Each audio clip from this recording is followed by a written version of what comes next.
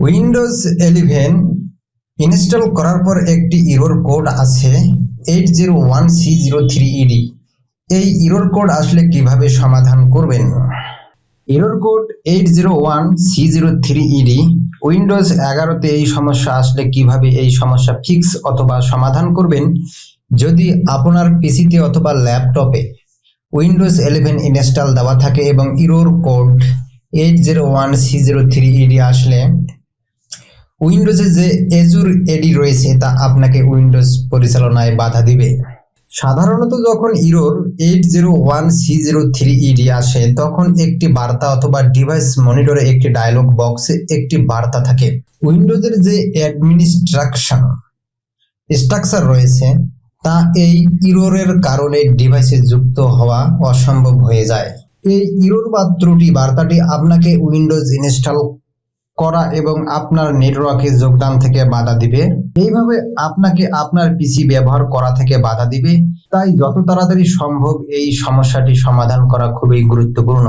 যেসব কারণে এই এরর কোড 801c03ed আসে এবং এই এরর কোড কি এবং কেন উইন্ডোজ 11 ইনস্টলেশন করার পর এই এরর বার্তা আসে এবং এই এরর কি কারণে হয় তা আমি এই ভিডিওতে বলে দিব। ভিডিওটি খুবই গুরুত্বপূর্ণ হতে যাচ্ছে। যারা এখনো চ্যানেলটি সাবস্ক্রাইব করেননি তাদের চ্যানেলটি সাবস্ক্রাইব করার অনুরোধ রইল। আর ভিডিওটি ভালো লাগলে একটি লাইক এবং ভিডিও বিষয়ে মন্তব্য অবশ্যই করার অনুরোধ রইল। ডিভাইসে উইন্ডোজ 11 ইনস্টলেশন করার পর এরর 801c03ed কোড নিম্নলিখিত কারণে এসে থাকে। অ্যাজুর সেটিংস নতুন ব্যবহারকারীদেরকে অনুমতি দেয় না। ডিভাইস অবজেক্টে অ্যাজুর ইনেবল করা থাকে না। অ্যাজুর প্যানেলে যে হার্ডওয়্যার হ্যাশ রয়েছে সে হার্ডওয়্যার হ্যাশের সমস্যা। উইন্ডোজ 11 ইনস্টলেশন করার পর এরর কোড 801c03ed আসলে কিভাবে ঠিক করা যাবে আসুন সে প্রক্রিয়া জেনে নেই। প্রথমত ইনটিউন সেটিং চেক করতে হবে, তারপর অ্যাজুর পোর্টালে লগইন করতে হবে, তারপর ডিভাইসগুলোকে নেভিগেট করার জন্য ডিভাইস সেটিং সিলেক্ট করতে হবে। এছাড়াও ডিভাইস ব্যবহারকারীরা অ্যাজুর এডি থেকেও কিন্তু ডিভাইস কানেক্ট করতে পারবেন আর এর জন্য অল সিলেক্ট করতে হবে। অপশনাল একটি পদ্ধতি হলো ডিভাইস ব্যবহারকারীদের জন্য সর্বোচ্চ সংখ্যক এবং আনলিমিটেড পরিবর্তন করতে চাইলে করতে পারবেন।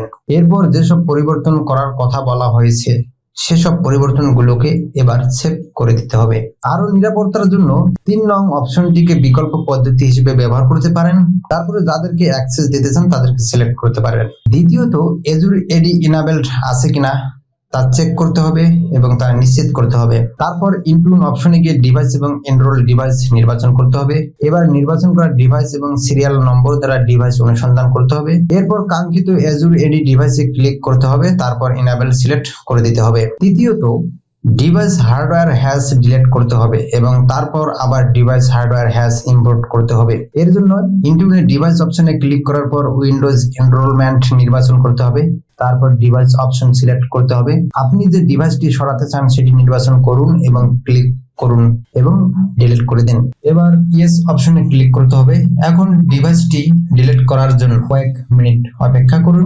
এটি করার পর আপনাকে ইনটিউনে ডিভাইসের হার্ডওয়্যার হ্যাশ আবার ইম্পোর্ট করতে হবে এবং তারপরে সমস্যাটি চলে যাবে। এরর 801c03ed কোড আপনার অ্যাজুর কনফিগারেশনের সাথে সম্পর্কিত এবং অ্যাজুর অ্যাডমিনিস্ট্রেটর দ্বারা ডিভাইস সেটিং পরিবর্তন করে এটি ঠিক করা যেতে পারে। যাই হোক, এটি একমাত্র সমস্যা নয় যা আপনি সম্মুখীন হয়ে সমাধান করতে পারেন এবং আমরা ইতিমধ্যে 0x802422FFF এবং 0x80070643 ত্রুটি ইনস্টল করেছি। আপনি এই সমস্যা সমাধানের জন্য কি পদ্ধতি ব্যবহার করেছেন কমেন্ট সেকশনে আপনাদের মূল্যবান মন্তব্য করতে ভুলে যাবেন না। আর ভিডিও ভালো লাগলে ভিডিওতে একটা লাইক দয়া করে দিবেন। এরকম নিত্য নতুন ভিডিও পাওয়ার জন্য চ্যানেলটি সাবস্ক্রাইব করে পাশে থাকা বেল বাটনটি প্রেস করে অল করে দেওয়ার অনুরোধ রইল।